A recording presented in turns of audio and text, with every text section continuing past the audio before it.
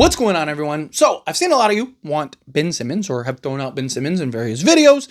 A couple people want me to talk about Ben Simmons, so let's do it. Break down Ben Simmons to the Lakers and if it makes sense or not. Now, obviously, I know Lakers would have to make a trade to sign any of these guys. I get that.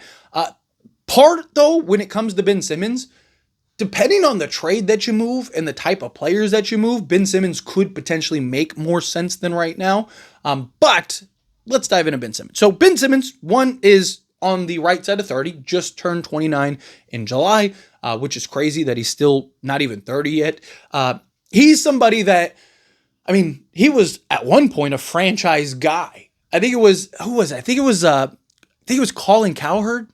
Wasn't it he that, like, I don't know, 8 years ago now or something like that, like had a whole segment about how the league doesn't need LeBron anymore because Ben Simmons is taking over the league. Wow, how did that age, right? But, anyway, point is Ben Simmons, right, from a utility standpoint, still makes a lot of sense.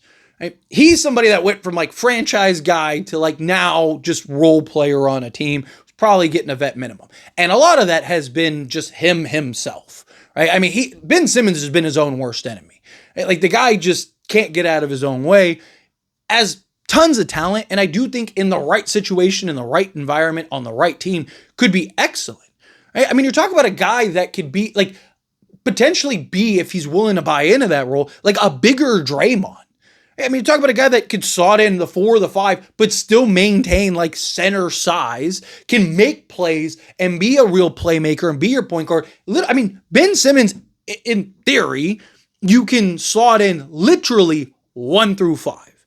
Right? Now, the 2 and the 3 probably don't make as much sense because it's not even that he can't shoot the 3 ball, it's he won't shoot the 3 ball. He's somebody that, like, Russell Westbrook is a terrible 3-point shooter, but at least he's not shy.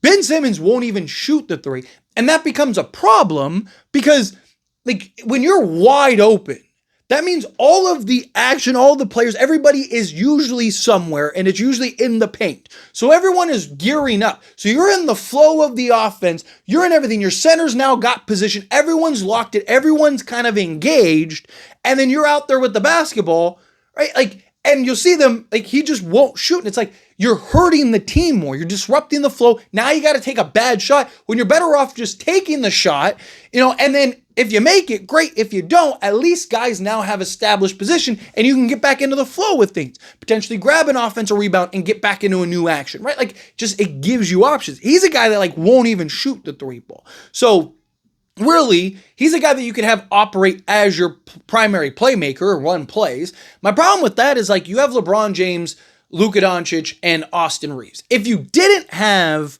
if LeBron was to leave, then yeah, I think Ben Simmons would have made more sense because you could have slotted him in that playmaking role off the bench. You could have had him slot in to the backup 4 spot and kind of be that point forward like LeBron's playing right now, and even be your initiator and primary playmaker at times when need be. But he's a guy that where his real value is his playmaking, but I don't know how much of that would get neutralized on this Lakers team. Right? The other side is just the defensive versatility. I mean, you're talking about a guy that legitimately can defend 1 through 5, that has the size, the length, speed, all of it, right? And is a very good defender. It's just, can he get back to being that level of defender? And if he can, then that is incredibly valuable because now you got a guy that has the size and the strength and the length and the versatility, at 6'10", 6'11", to slot in at the 4 or the 5, defend 4s and 5s, but also can switch, especially with the defensive style that JJ Redick likes to play, right? JJ Redick wants to switch 1 through 5. He wants everyone switching and rotating, right? Well, a guy like Ben Simmons makes a lot of sense in that regard because now you can switch him 1 through 5. So you can put him in all the action and be the guy that you have bring up in like the pick and roll sets to where he can kind of be there and stay in front of guys, right? It would give you the defensive versatility. But the problem is the offensive liability. And it's like, do the Lakers need another one of those guys? Like, do the Lakers need another guy that is, a liability shooting and scoring the basketball? Now, Ben Simmons compared to a Jared Vanderbilt is much better offensively. Like, he can go and score the basketball. right? Like Ben Simmons is a guy that, even though he doesn't and like refuses to shoot threes, he's a guy that you at least know can go get you double digits in scoring. I mean, he's a career 13 point a game guy. And I mean, during his heyday, I mean, he was a guy that was giving you, basically 15 a game on the season. So he's a guy that could get you a near triple double on a nightly basis. You'd be looking for him to come in and kind of play a reserve role, right? Like last year, he averaged 5 points, 5 rebounds, and 6 assists. Like that's perfect.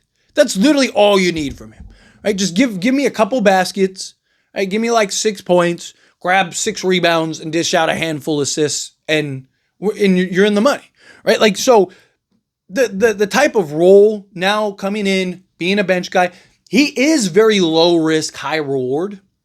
Right? Like you'd be getting him on like a vet minimum, so it's not going to cost you anything. It's not going to hurt you anything, right? Like worst case scenario, you can always add him as salary filler later on down the road in some type of trade or something. So like I do think he's very low risk, high reward. Kind of gives you that versatile combo guy that could play the 4, play the 5 in a pinch. Right? Like also could make it easier to get off like a Maxi Kleber or something. And I know people are going to be like, what? Maxi Kleber stretches the floor, Ben Simmons doesn't. But more just like that center position, a guy that can defend, block shots, do those things. Right? Like you can have Ben Simmons kind of play more 5 where he might be best to be maximized at that point. Right? Because now your center can switch 1 through 5. He can also protect the paint a little bit. Right? He's not like, elite shot blocker out there, but he's a guy that can block shots. I mean, even last year, he averaged half a block in limited minutes for the Clippers, right? So, if he's getting 20 minutes a night in like a backup role, I think he's more versatile than Al Horford. He's more versatile than a Jackson Hayes. I really want Al Horford. I was talking about Al Horford in a different video, so I have Al Horford on the mind. I mean, I'd love Al Horford though, by the way. But Ben Simmons, right? He gives you more kind of versatility than a Kleba or a Jackson Hayes. So I like the idea of slotting him into the 5 spot, kind of letting him operate. And like I said, you can even kind of run, different actions where maybe you have like go 1 in, 4 out offense with Ben Simmons at the center position, kind of just willing and dealing, right? So you can kind of maximize him in the area. He could also be that kind of lob threat alongside a Luka Doncic. I mean, he's not a guy that's out there just yamming on everybody, but he can. Like you can throw lobs up and all that stuff. So I think that if you're the Lakers, right, and you do get to a position where it's like, okay, we can bring him in or whatever, then sure, right? Like I'm not against it at all. I wouldn't say no. Like I do think that he has utility that could be beneficial to this Lakers team, particularly on the defensive side of things. But to me, it's like, again, it kind of depends on what are you adding, right? Like, I don't know. Ben Simmons feels to me more of like a win more than to me, Ben Simmons feels like a guy that you already have that championship team. You already have that team that you believe can win. And you're just kind of adding Ben Simmons as insurance, right? Like, I don't think like adding Ben Simmons right now necessarily moves the needle either way for the Lakers. Maybe, again, obviously it depends on how he performs, how he plays, his production, all that stuff, right? But like just what we've seen the last few years, like I don't know how much he raises the ceiling for the Lakers, right? Maybe defensively he'd make them better, so maybe it does, move it enough to where you get there. But to me, I look at it as like, Lakers go and make, the Andrew Wiggins trade and do all this other stuff. And then it's like, hey, we still have a roster spot to fill. Ben Simmons, bring him in. And then, he's kind of like that added on guy where it's like, okay, if it works, we're already there. Ben Simmons could be the difference, just that cherry on top. But if we're not there, I don't think Ben Simmons is the piece that kind of moves us there. But you could argue Wayne value plus reward type thing. But we'll see. But anyway, to get into the numbers real quick, right? Last season, played between Brooklyn and the Clippers, 51 games, 22 minutes per game between both teams, averaged 4.4 field goal attempts in total. He only got 3 attempts with the Clippers. He got 5 attempts with Brooklyn, shot 52% overall from the floor. 3-point range, again, this is a guy that does not shoot threes. So all of his stats from 2-point range are all same, 52%, EFG of 52%. Free throw shooting is actually 72.7%, but on 0.6 attempts, right? Which was his best free throw shooting season, but on very few attempts. Grab, like I mentioned, 5 rebounds, 5 assists, or almost 6 assists, 5 points, a steal, half a block, and then we get 5 points per game. So if you look at his per 36 doesn't tell you everything, but kind of gives you an idea of like what would he be at in a starting role. Overall in the season last year, he would have been 8.2 points. He would have been 9 assists, 8 rebounds, 1.5 steals, and a full block per game. So again, if you give him, like, you look at the numbers with the Clippers, right? If he gave us like the Clipper numbers roughly, where he was 3 points, but again, he only got 3 field goal attempts. He was 3 points, but he was 4 rebounds, 3 assists, a steal, and half a block.